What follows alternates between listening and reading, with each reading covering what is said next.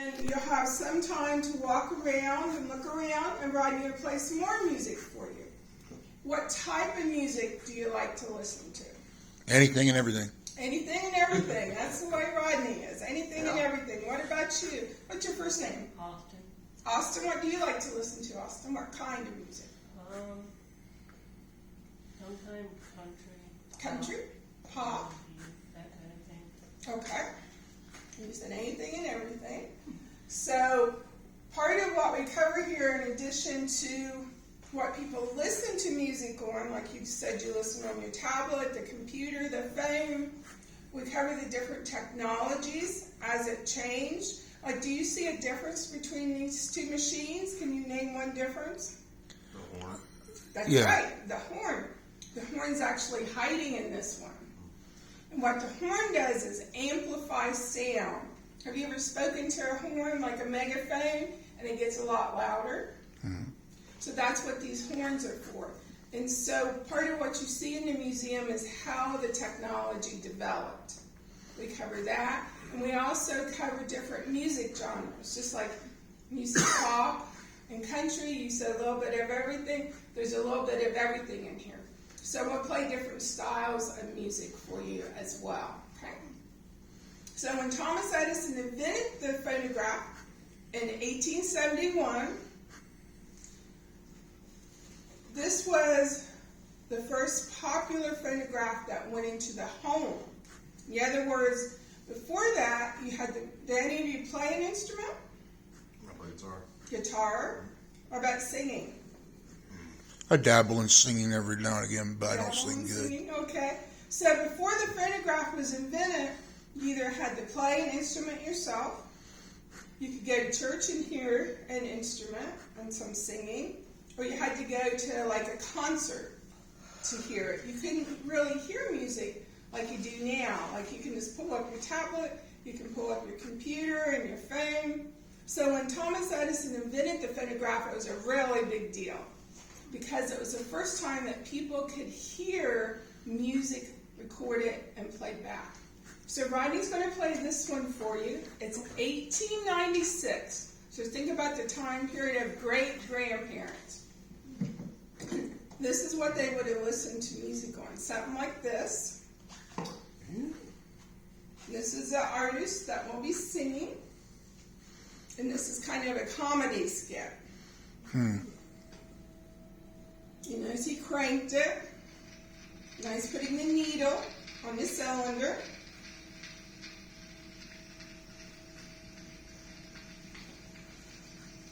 It's me.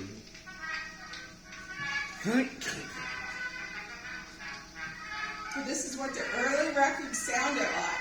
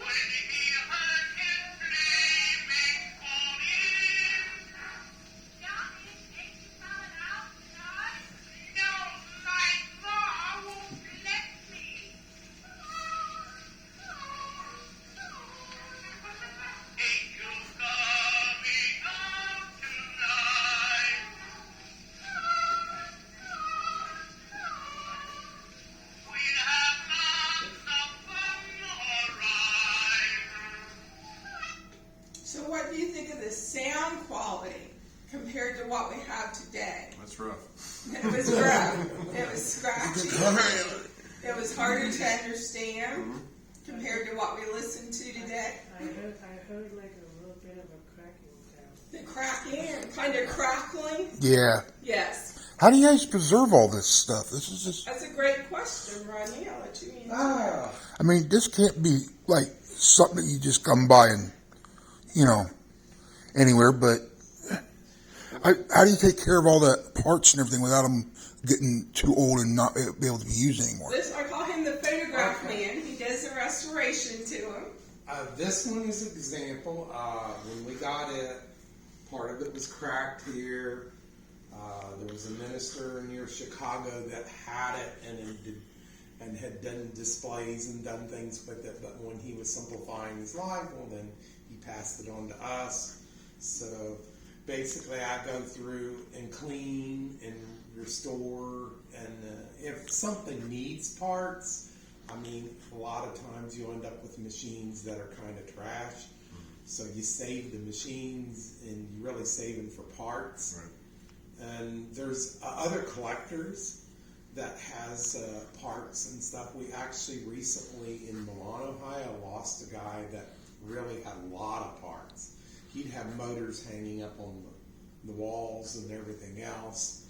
So there's guys you can easily get out there and find and say, hey, I'm looking for this part, and you can kind of get them shipped to you or something. Because I've had several of them. I've had damaged cogs that you just couldn't, there wasn't no repairing them. But most cases it's more about just cleaning and buffing them back up and re-oiling them and kind of doing a restoration of the cabinet. These are original finishes. It's just that they're kind of cleaned down to what's there. And then if there's something, you touch them up, like some of the label gets a little bit touched up and stuff, or pieces are missing or something. And then that's basically it. That's kind of what I do, is I tear them all apart and then polish them and buff everything up and put them back together. And that's what the museum is about. It's about preserving these types of machines because you don't get to see them very often. Mm-hmm. And because these are over 100 years old, this technology is disappearing. So the mission of Music Makers Museum is to preserve the technology and voices from the past to inspire the future. So feel free to ask questions. That's great at any point. Yep. So we have the horn. You already noticed that. Yeah. So this is 1896. So just like what happens with our iPhones and computers, they keep updating technology. Yeah. The same things happen here. They keep updating things. So this was 1896. This is 1915 to 1929. So this goes to about the time when the radio started coming in. This is the last generation of the crane phonograph for these cylinders. So now we'll play a short church service. Because one of Edison's goals was for people that couldn't go out and go to church, they can have church at home. So we'll play a different type of cylinder. This is comedy, kind of vaudeville, and this is a short, we'll just play a piece of it. This is 2 minutes. Remember we talked about advancements? This is a 4-minute cylinder.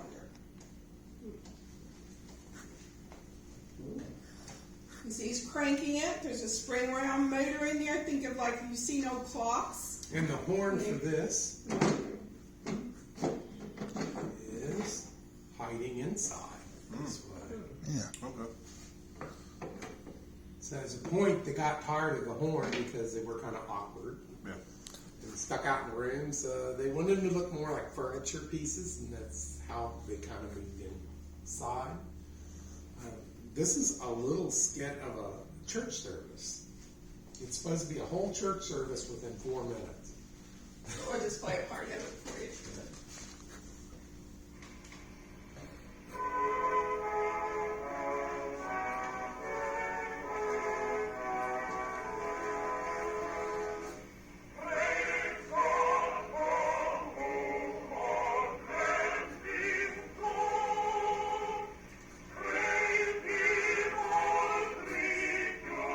This is the boxes they would come in. Oh, the cylinders. Yeah, the cylinders would come in.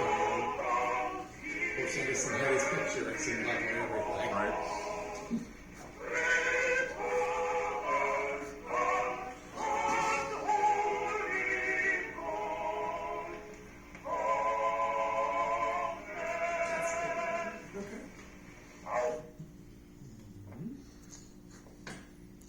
Does that wear and tear on the cylinders the more you do that?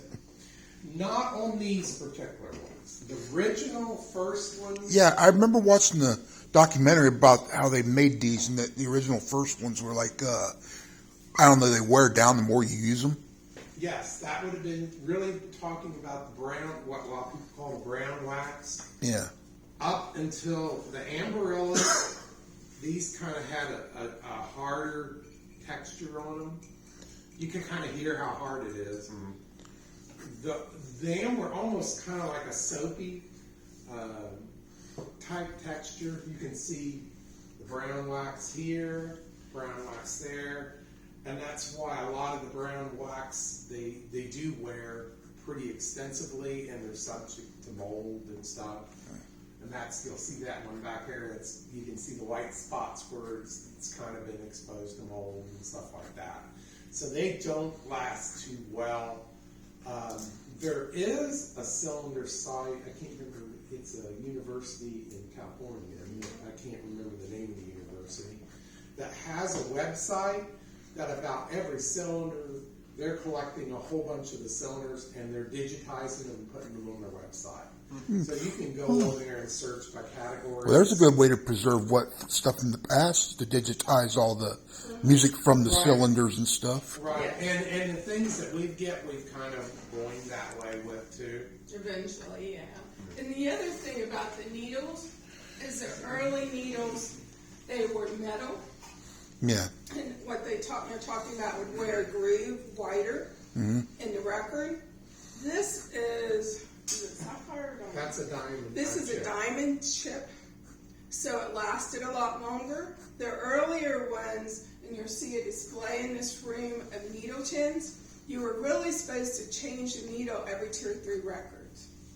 So that was a lot to keep from that wear down process. And it was just a little steel pin. It looks like a needle that you would sew with. And you just loosen the thumb screws and put it in.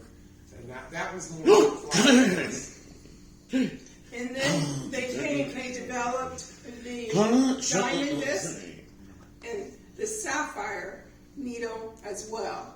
So the diamond needle and the sapphire needle would last a lot longer versus like the tin metal needle that would wear those records down. So now in between these two, they developed, you probably recognize this. Hey, it's a record. I know what those are. And this is called a 78 record. That means it went around 78 times per minute. And there was a guy that was inspired by the button press, an old-fashioned button press. And he thought, why not press records like you do buttons? And so he developed the process for the 78 records. Which do you think would be easier to store, the cylinder or the record? Records. Records, yes. They were a lot easier to store. Some of the later tall console models, like you see back there, they had record storage underneath where you could store a lot of records underneath the cabinet. So these became popular, and then the cylinders went away, and the 78s became popular. Now, I need to know if anybody has a birthday this week. Oh, I got a birthday boy. So now Rodney's going to It's the play birthday record. the birthday record We thought for it was you. birthday record. And the catcher is once you listen to it and somebody don't have a birthday, well, the other side is the unbirthday. For the rest of us will hear that. So everybody gets a song. All right. And what does that look like there? Where he's at? I'm not exactly sure. Looks like an ammo can.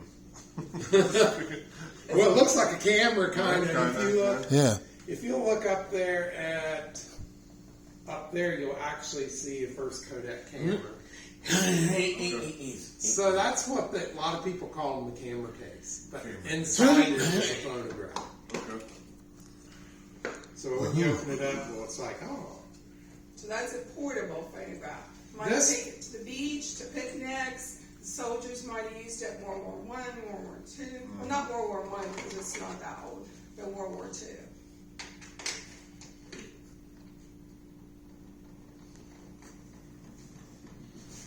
And this is going to be kind of towards your last generation of the crank record, the 78 record photographs. And he's still winding it, just like he did the other two. It's a little more work to get something on it. I can tell you. Let me see which one this is. Gotta get better eyesight. Does anybody know who Nipper is? Birthday. Nipper was the old RCA mascot Oh, okay. for RCA Records. Oh, is that the dog? The dog, yes. So you're hearing Little Nipper on this record. The pen go.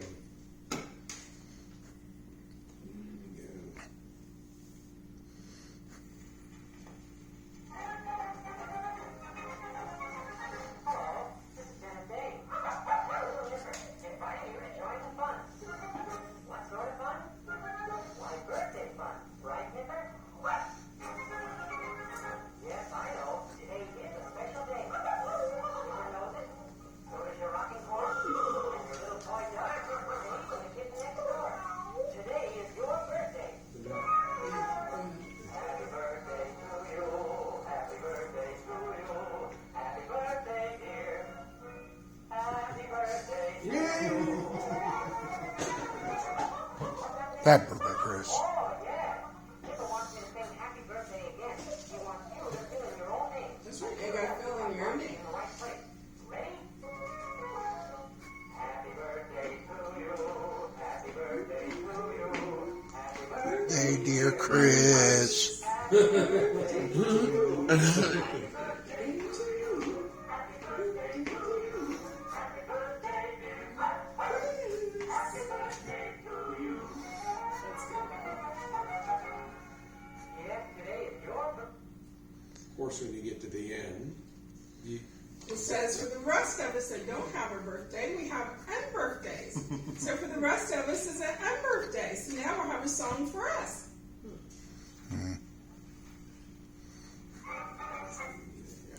I noticed the thing is bumping around a lot. I noticed that too.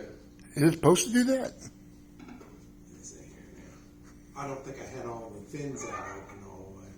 This is a little more delicate. I'm trying to work it. This is Dennis Day. Ready for some more fun? Then keep listening. And yes, I know Nipper. Nipper tells me that you don't have a birthday today. Well, if today isn't your birthday, then it's your unbirthday. Right, Nipper?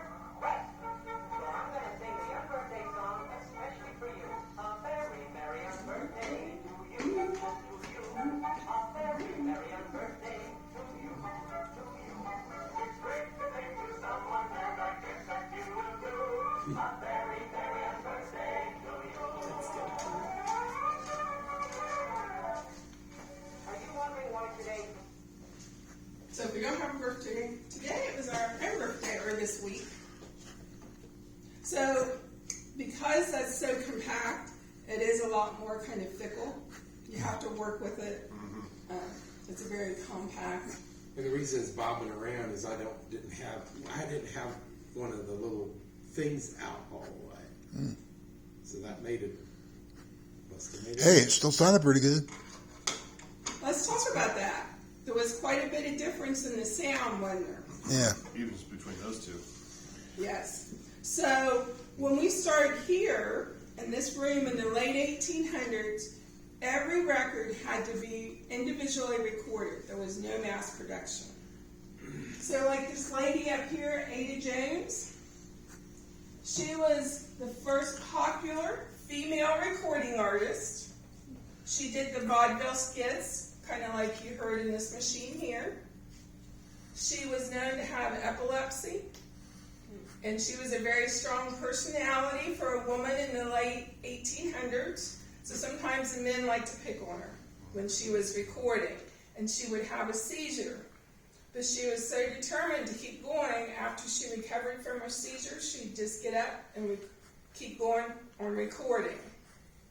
So she is possibly the very first, but definitely the first popular female recording artist. So in this time period here, every cylinder had to be recorded individually, over and over. So you had to have a really strong voice, because think about it. You might record the same song 50 times in one day.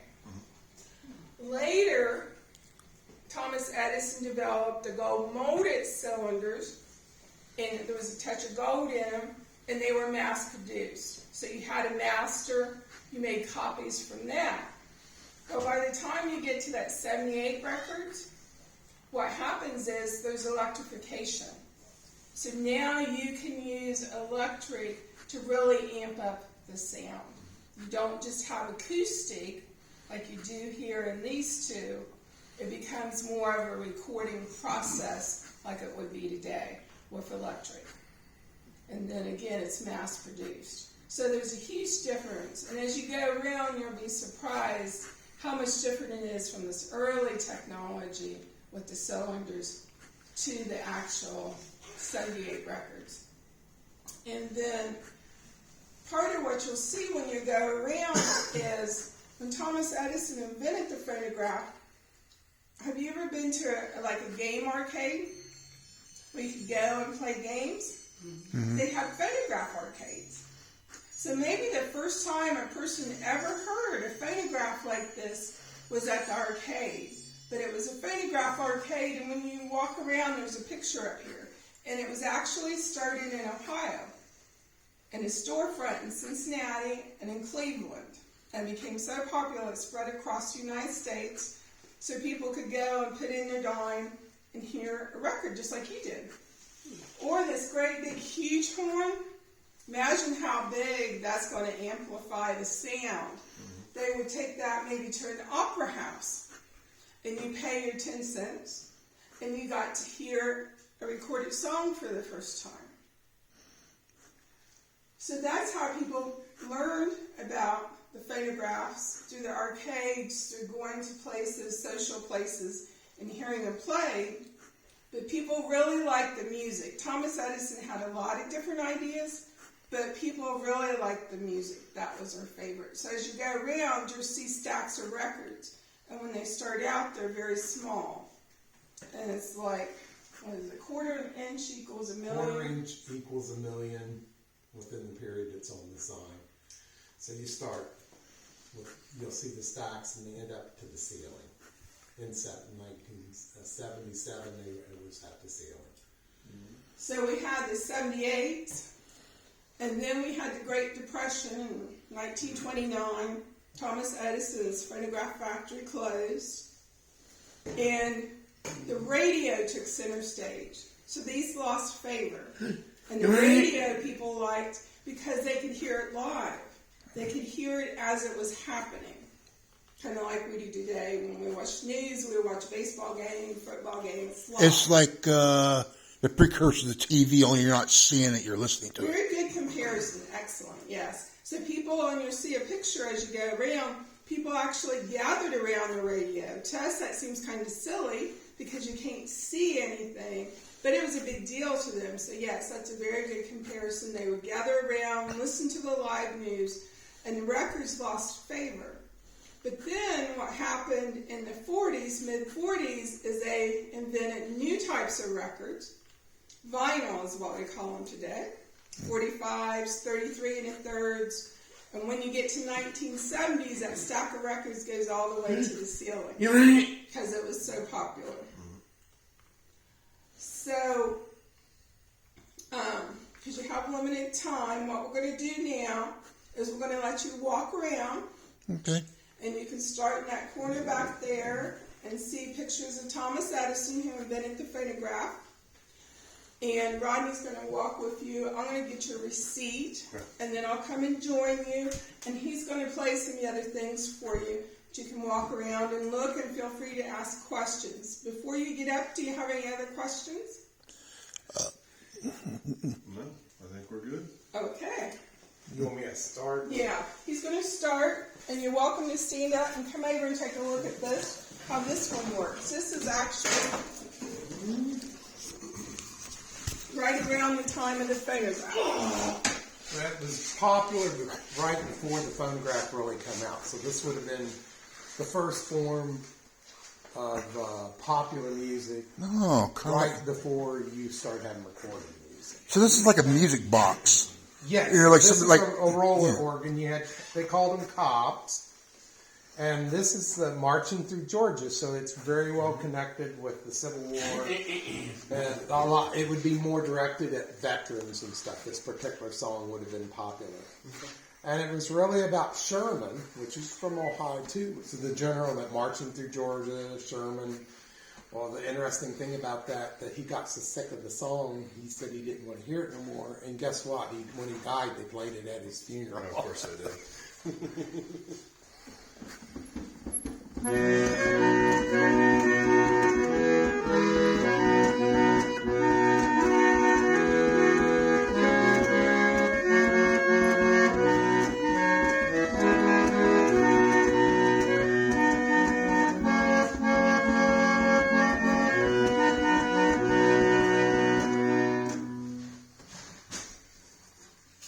This is what that is. And you can look around here a little bit, and then I will. So is that air? Yes, because there's bellows in there when I'm pumping, when I'm Okay. cranking. Oh. Part of it turns the cob that opens the valves, Okay. and underneath it there's something that pumps the bellows to kind of keep the air going through. So you seen the guy with the monkey in the crank roller organ? That would really be kind of the same principle. Okay.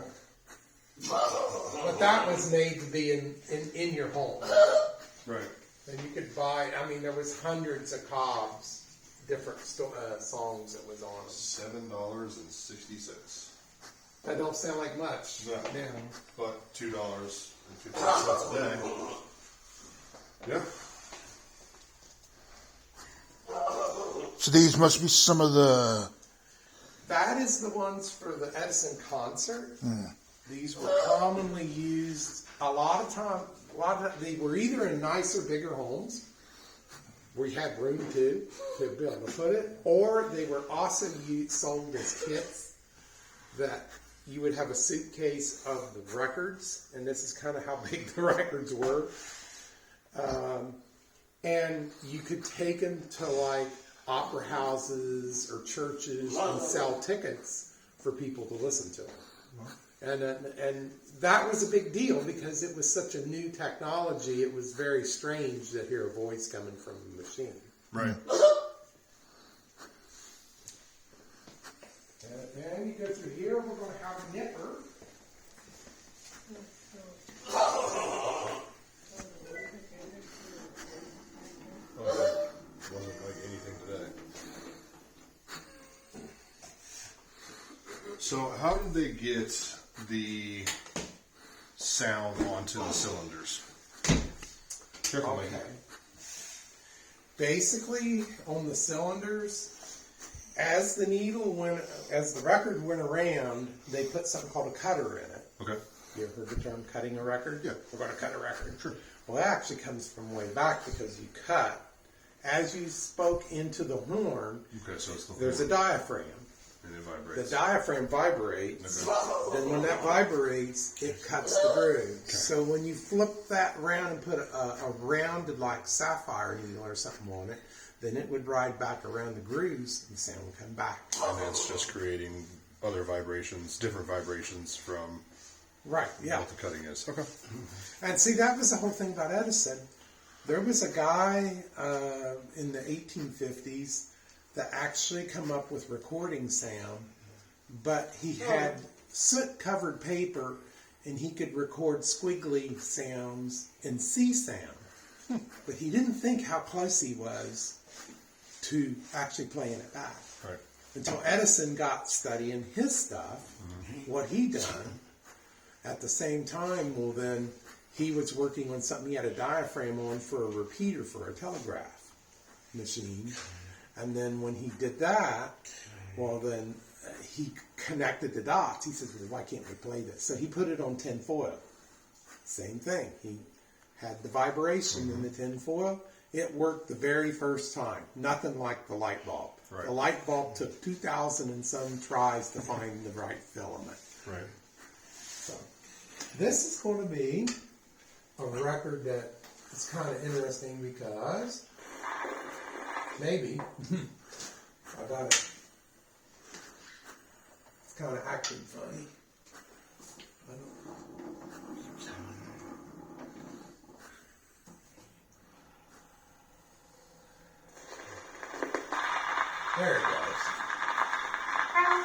This is an advertisement record from about 1920 that The we've other been side of this map of played Columbia on record records the best phonographs possible maybe evidence of in the a quality store of or something Columbia of this recording. sort. It demonstrates the So faithfulness, it gives you power, an and idea of protection the of the sound singing quality. voice, and it is typical You'll of the notice that quality of the every tin record horn in is the more entire tinnier, Columbia list. louder. The standard price of 10-inch At that Columbia same double time, disc they came record out is with what they 65 call cents. Bentwood horns. As an interesting experiment, That as was well as a soften the demonstration sound of the and Columbia give you a process different. of recording It would get rid of instrumental the music, scratchiness you of will the now horn hear and some sound of the more instruments of the mellow. Columbia Orchestra, commencing with the first Of course, we violin got Nipper and over adding here. successively the second violin.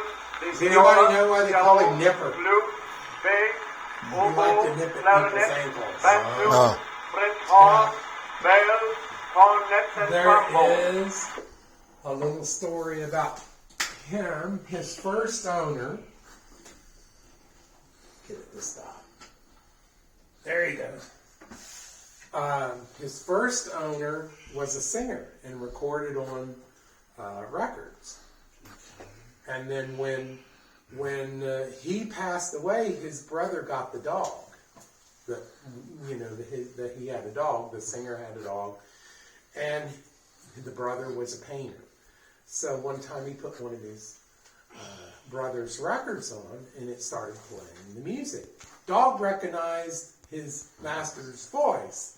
Run to the record trying to find him. Mm-hmm. So he got this idea: I'm going to paint a picture of that dog listening, and then he give it to Edison and tried to sell the painting because it was originally painted with a cylinder record of this one of Thomas Edison's.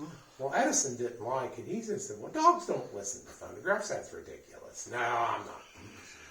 Of course, Edison wanted his name and his signature on it. He didn't want a dog on it, I don't think. Right.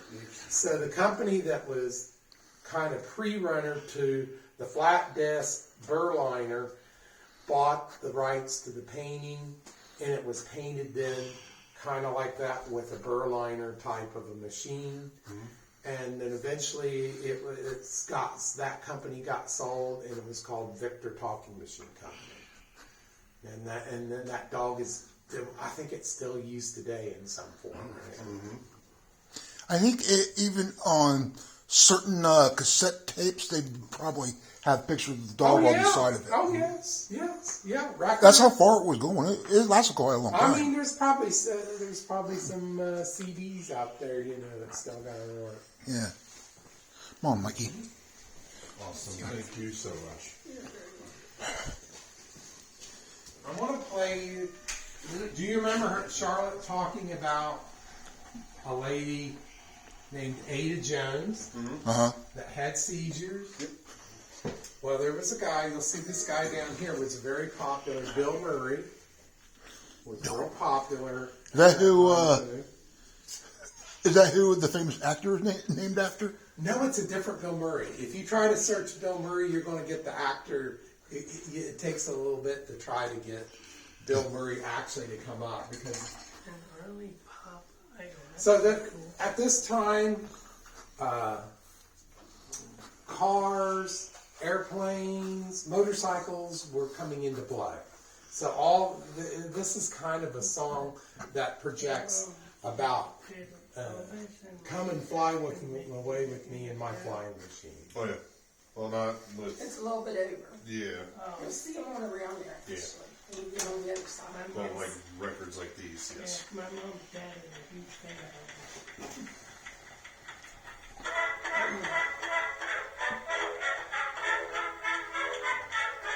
And that's Ada Jones. There's Bill Murray.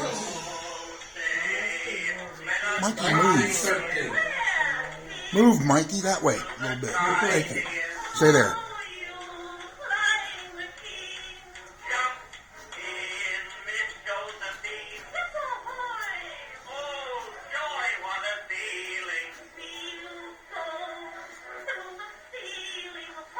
That machine is 1909. And was discontinued at 1912. Same year the Titanic. So, See, my great grandfather was Like 100 years My great grandpa Wiggins was born in 1918, Okay, we're getting close.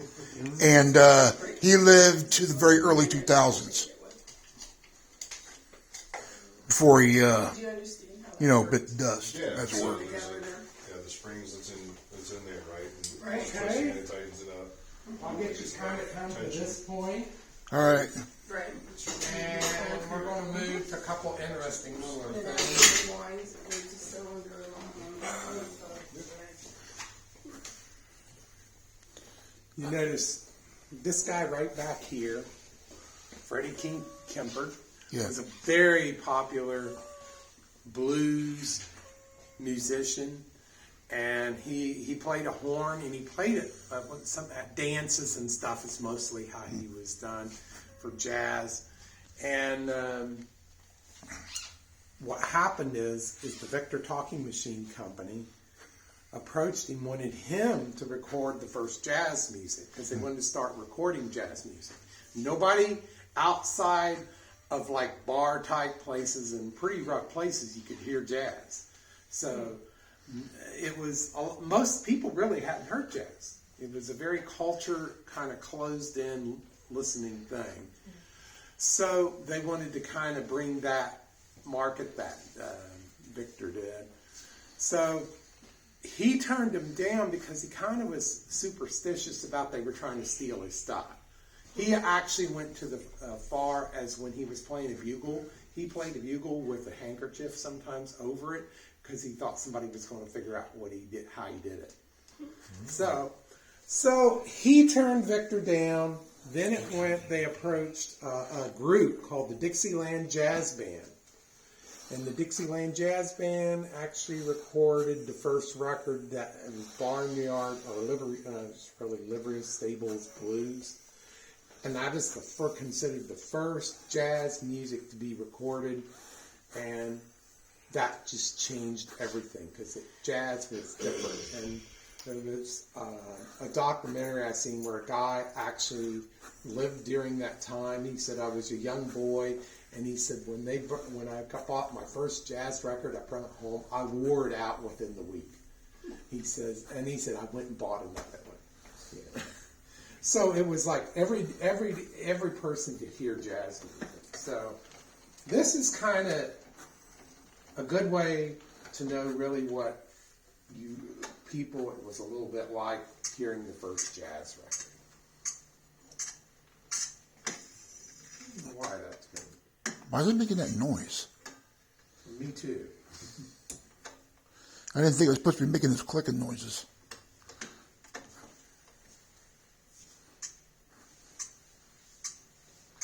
It's rubbing some little metal thing in there.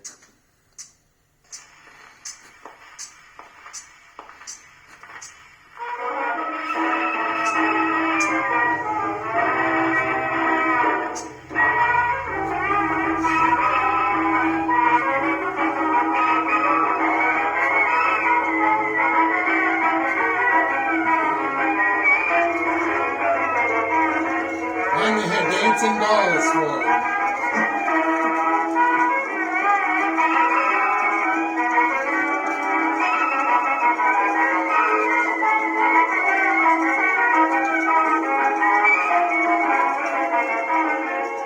Now you notice, what have you seen different in here when we come into this area here? We're entering like 1910 to 1925. Yeah.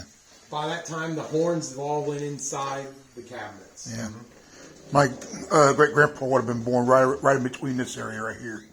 Here you go. You got something to anchor in on. Yeah. Now, electrified records are kind of coming out, and this machine's really kind of cool because you really get to hear the volume that the machines were capable of handling. That one produced a lot of volume. The last one did. He showed us.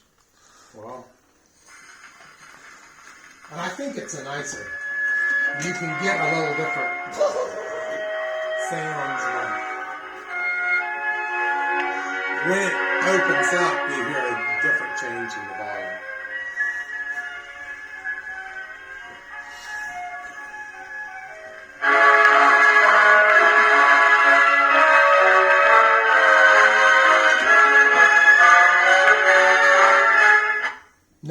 electric involved.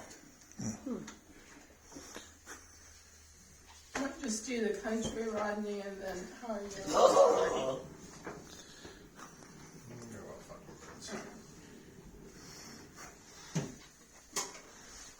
Okay, this is considered the first country song to sell record to sell 1 million copies.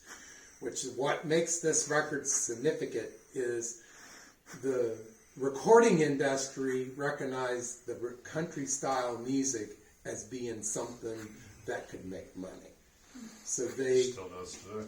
right. Yeah. So they didn't reckon it was not as music was not taken serious. But after this, sell 1 million copies. That's something that made their eyes open. They said we could. This can be an industry. So this is the kickoff of the country. Now the guy actually singing in this is an opera singer. You must. So how ironic. And it was recorded on Edison Diamond disc. These great big. So Edison started going to the flat disc because the storage was so much better.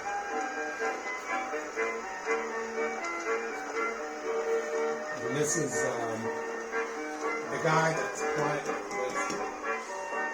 You'll hear here in a minute. That's him. Get it?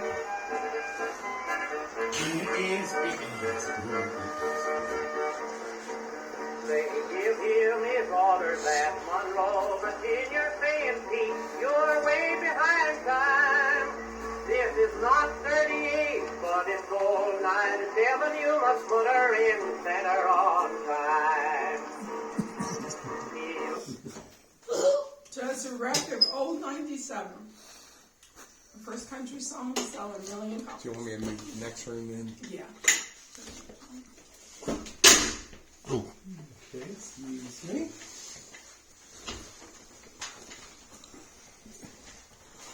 I kind of got, Kinda go in here.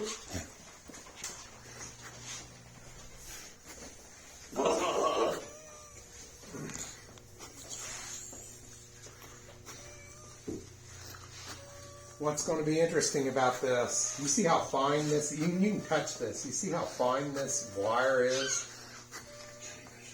That's magnetically recorded wire. So they could record on wire.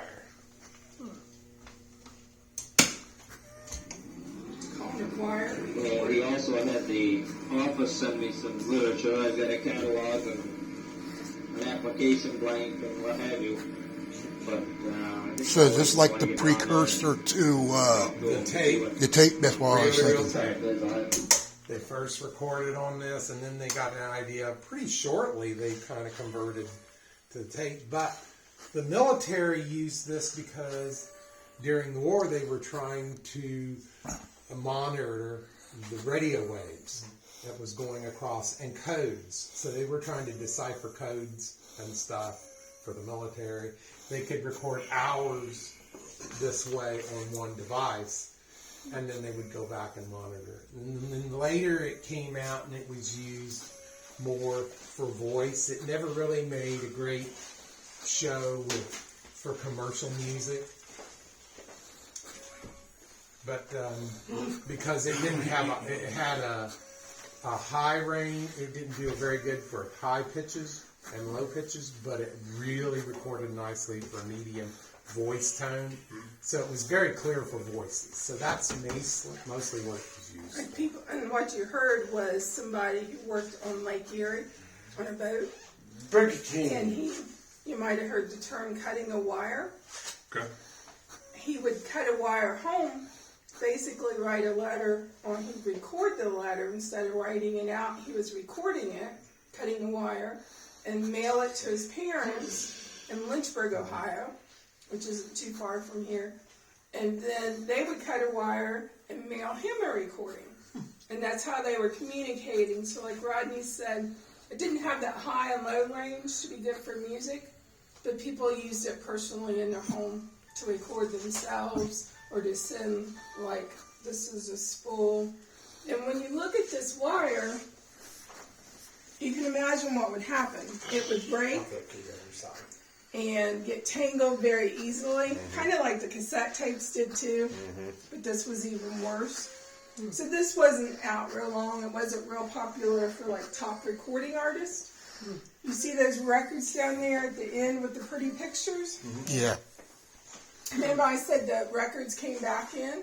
They became popular again? So those are called Vogue picture records. And they had usually a romantic scene on one side and kind of a funny scene on the other side.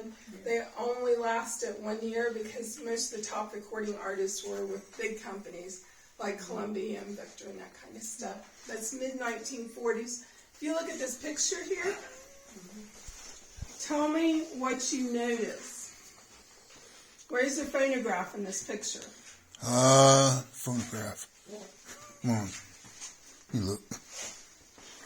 That's that cabinet right there, right? Is the cabinet thing right there, or is it the one back there? That's right. It's in the back corner. Okay. This is a radio. Remember we were talking about people sitting around the radio and you said the precursor to television? Yeah. That's what they're doing. They're sitting around listening to the radio. What happened to the phonograph? They got pushed to the back corner. Just like you get something new. The iPhone gets updated and you put your old one away in the drawer. Yep. That's what happened to a lot of the phonographs. And during World War II, when there were scrap metal drives, a lot of them got thrown into trash heaps and recycled. And so that's why there's not a lot of them out there anymore. And that's, again, part of our mission is to preserve it for the future generations. So that's kind of how they lost favor. Yeah. Was because the radio come out. Right. And then that there is a jukebox. Ooh, a Plays Seabird. 78 records. There's 20 records. Just needs a little bit of work. What do you mean needs a little bit of work? What's wrong with it? It works sometimes and sometimes it doesn't. And it's more electronic. Where Rodney works on the mechanical. Right. This is more electronic, so we need to get somebody that does electronics. It looks like it's lost some strips of wood here. Got some Yeah. cracking in the. And there's some Top. cracking here. Yeah. Because these lights were so hot, it melted the plastic. Okay. Wow. But when it's lit up, it's gorgeous because this lights up, But I only played 20 records, and they were 78 records. So this is a forerunner of the jukebox. This is Wow. 1846. Great song. In the Mood by Glenn Miller. Oh, that is a good song. I like. You don't know how often I watch movies and I hear that in there. Yeah, it is very popular. And someone was talking about Elvis Presley, so there's a picture right there of Elvis Presley. This section we're getting into rock and roll. And Elvis was played on the jukebox a lot. And on 45 records. So remember we said that in the Depression, the record sales went down, radio became popular. And then in the mid-1940s, 45, 46, the vinyl came out, 45 and 33, and the third records. And records made a comeback. Kind of like they're doing now. Yes, like they're doing now. It's like a nostalgia trip that just doesn't quit. If you think about it. It's like I'm sure sometime in the future, CDs are going to become more popular again. Yeah. Did you hear that they're already bringing back cassette tapes? Yeah, I haven't. I went over there to the new Kroger's there where we live at. They got cassette tapes in there. And this is our little disco room. So this shows kind of the 60s to the 80s. And remember I told you about that stack of records that went almost to the ceiling? There it is, 1977. Over 300 million records sold again. So that's when vinyl became popular again. We got the 8-track tapes. Kind of your all-in-one devices where you have a radio, a record player, a cassette tape, and an 8-track tape. And in the 70s, you had the beautiful artwork. You know, you could have posters in your records, had really pretty covers. That's something you don't get with modern computers. Nope. My mom had some 8 tracks herself at one point. I don't know what she got rid of them or threw them out or what. A lot of people just trash them because they get caught or they get too hot. They don't and cut 'em last out. real well. Do you guys have the Because now everything's back in the day? They had like a little machine that like was like this high, and they would have like a whole bunch of 8 tracks all put in it, and you could select which one. Like you wanted to play, and you could play them in. That was just would be just like a different type of jukebox. That's what I was thinking. Yeah. This would be an 8-track jukebox instead of a. Yeah. Yeah. It was like that. I didn't know if you had one of those. 8 No, tracks. not that Do you know why 8 tracks really were made? They were made for cars. Because if you had it going down the road in the car, they wanted something you can just pick up and shove in. And that's the purpose thing. And I think it was the Mustang, the Ford That's Mustang. right there. The 8-track, And 1864. see that little player there above the radio? You can kind of. That, I think, was in like the Ford Mustang's first one that they stuck in. Okay.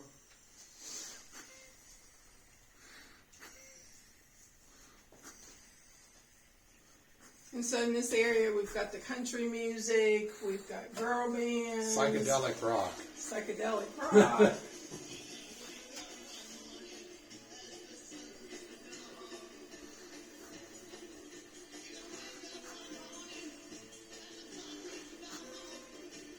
I think I will private. Yeah, we're gonna go ahead in a minute.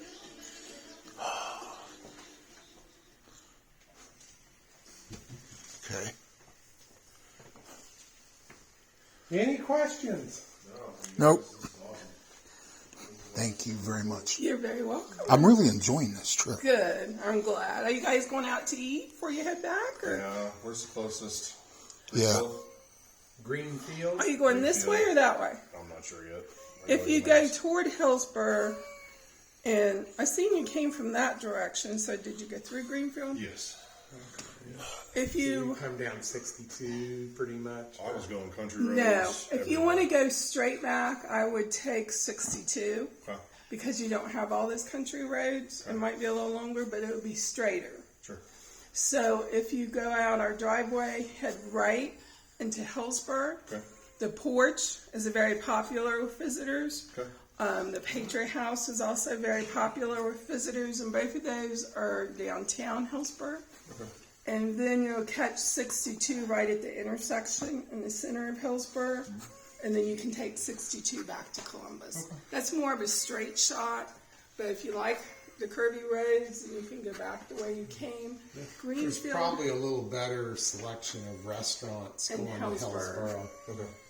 Then you're Greenfield's kind of lost some Yeah. ones lately.